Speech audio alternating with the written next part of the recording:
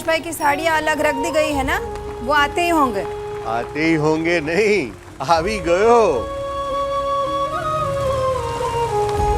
जय स्वामीनारायण राधा बहन। जय स्वामीनारायण नीलेश भाई।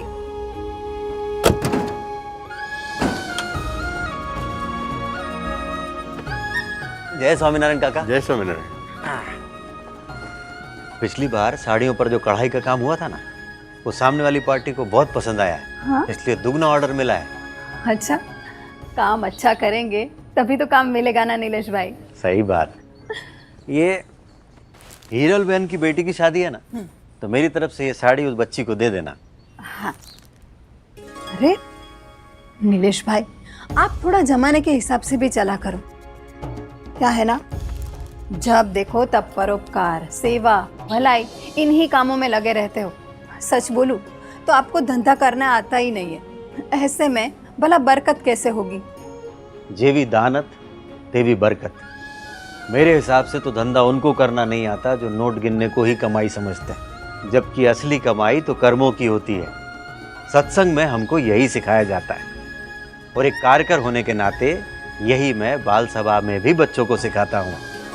और फिर जवाब में शेर ने कहा, आप ठीक कह रही हैं महारानी, शिकार करना हमारा कर्म है, परंतु राजा होने के नाते जंगल के सभी प्राणियों की रक्षा करना हमारा धर्म। और मैं इसी दुविधा में हूं कि धर्म और कर्म दोनों में संतुलन कैसे बनाऊं। समझे? चलो अच्छे से पढ़ो। ध्यान दो। नरेश की तबीयत कैसी है नीलेश भाई? यहाँ के डॉक्टर की बात समझ नहीं आ रही सुबोध भाई। एक बार रिपोर्ट आ जाए तो अहमदाबाद लेकर जाऊंगा। राव जी काका बोले थे कि वहाँ का डॉक्टर बहुत अच्छा है। तो कब जाने की सोच रहे हो? रिपोर्ट तो शाम तक आ जाएगी, पर कल कार्यकरों की मीटिंग है ना, हाँ। तो उसके बाद नरेश को लेकर निकल जाऊंगा। चल ठीक है।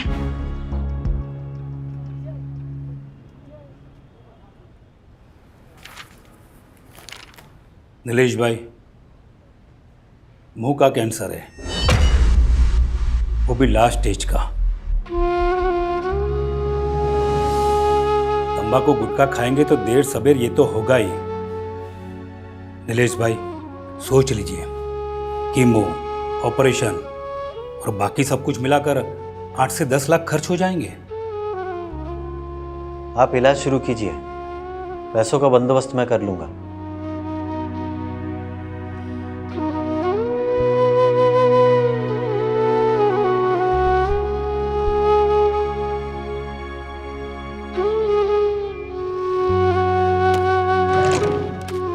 डेढ़ लाख है नीलेश भाई, 2-4 दिन का टाइम देते ना तो थोड़ा ज्यादा दिलवा देता। टाइम होता तो इसे बेचता ही नहीं ना मेवल भाई।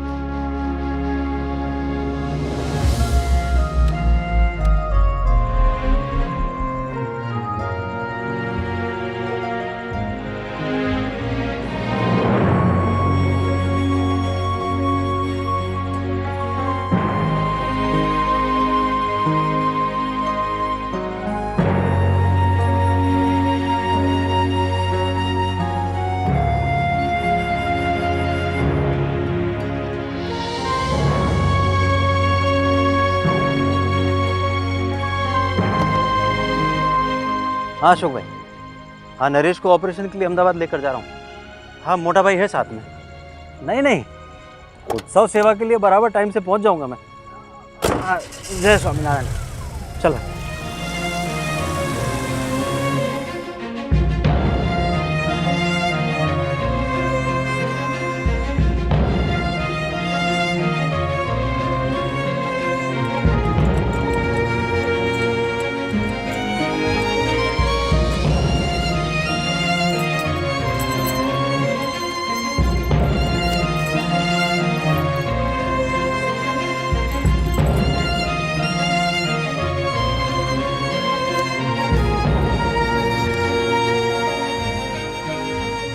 जय स्वामीनारायण राधा बहन। जय स्वामीनारायण। जय स्वामीनारायण काका। जय स्वामीनारायण। बैठो बेटा। काका, मैं जल्दी आपकी पाई पाई चुका दूंगा। हाँ बेटा, भरोसा है तुझ पे। और बता, तबीयत कैसी है नरेश की? काका ऑपरेशन तो हुआ है पर ज़्यादा असर नहीं पड़ा है। खर्चा भी काफी हो गया होगा ना? अस्पतालों के चक्कर में व्यापार पे ध्यान भी नहीं दे पा रहा तू। एक बात बोलूं बेटा, जो जहाज डूबने वाला हो उसकी मरम्मत पे खर्चा नहीं किया जाता। जहाज और परिवार में यही तो फर्क है ना काका। जहाज डूबने लगे तो इंसान जान बचाकर भाग खड़ा होता है, पर परिवार डूबे तो हाथ थाम कर खड़ा हो जाता है। चलो ठीक है, भाई की सेवा की बात तो समझ आई, पर बाकी की सेवाएं तो बंद कर। उससे क्या मिलता है तुझे? काका मुझे क्या मिल रहा है ये तो मैं नहीं समझा पाऊंगा। बस इतना समझ लीजिए, जिस तरह आपके लिए सांस लेना जरूरी है उसी तरह मेरे लिए सेवा करना। मैं BAPS का कार्य करूं और सेवा ही मेरा जीवन है। हाँ, अब अच्छे से याद रखना है। ज़्यादातर बच्चे मंच पर पहली बार प्रस्तुति दे रहे हैं, तो बाल सभा में जो बच्चों ने सीखा है वो ज़्यादा से ज़्यादा लोगों तक पहुंचना चाहिए। उसके लिए हम लोगों को एक एक के घर खुद जाकर निमंत्रण देना है। नीलेश भाई, नीलेश भाई, नीलेश भाई, नीलेश भाई, बहुत ही दुखद समाचार है। नरेश भाई,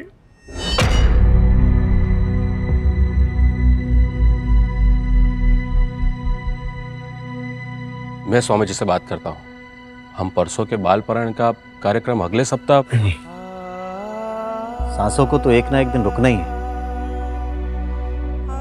पर सेवा चलती रहनी चाहिए। परसों का कार्यक्रम परसों ही होगा।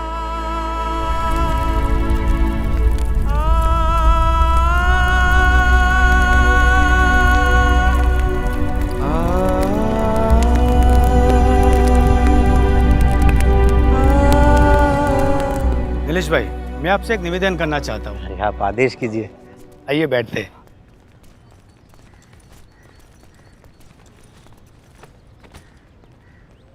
नीलेश भाई, आप संस्था के कर्मठ कार्य कर रहे हैं। दुख, तकलीफ और संघर्ष के दिनों में आप एक कार्यकर के रूप में अपनी हर जिम्मेदारी पूरी निष्ठा और समर्पण के साथ करते रहे।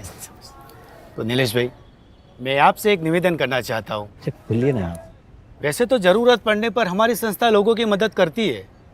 जब हम दूसरों की मदद कर सकते हैं तो आपके जैसे कार्यकर की क्यों नहीं? अरे तो नीलेश भाई, मैं चाहता हूँ कि आप तेज भाई, संस्था तो मदद करने को तैयार ही है, मैं ही मदद नहीं लेना चाहता।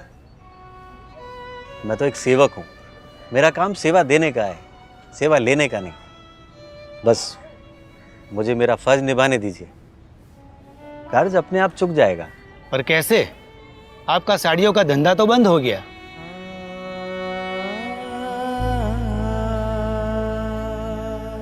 ताक ले लो,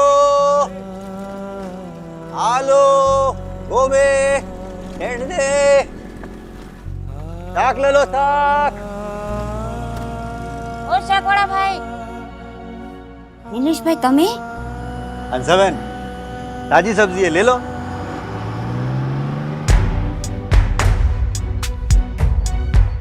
हम BAPS के कार्यकर, ले लो, BAPS आलो, वेंगड़े, दूधे। हाँ, सरस છે। हाँ, बहुत सरस છે। हाँ, बाल सभा की तैयारी हो गई। हाँ, जो नए बच्चे आए उनकी सूची तैयार कर लो। लो भाई। हम BAPS के कार्यकर, हम महंत स्वामी के कार्यकर।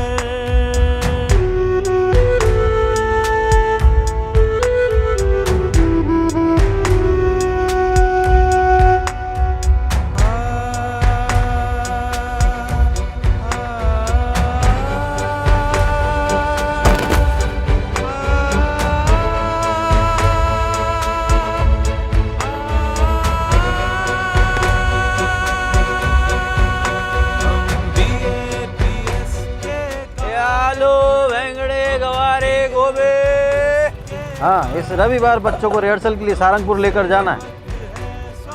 हाँ, एक बस की व्यवस्था करनी होगी।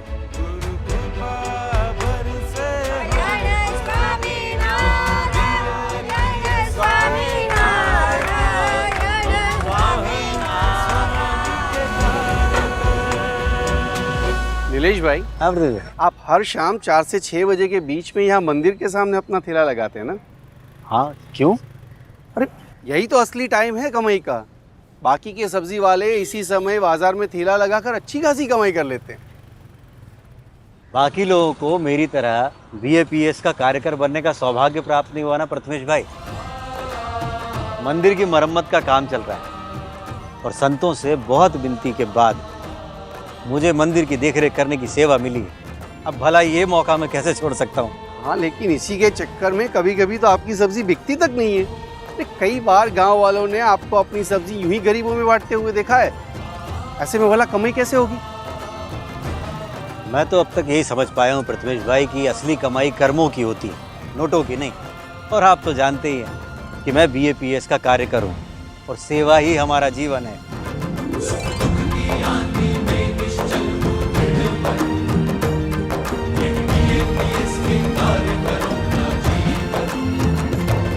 इतनी विपरीत परिस्थितियों में भी नीलेश भाई का स्वभाव कभी नहीं बदला। खुद तकलीफ में रहे लेकिन सेवा में कटौती कभी नहीं की।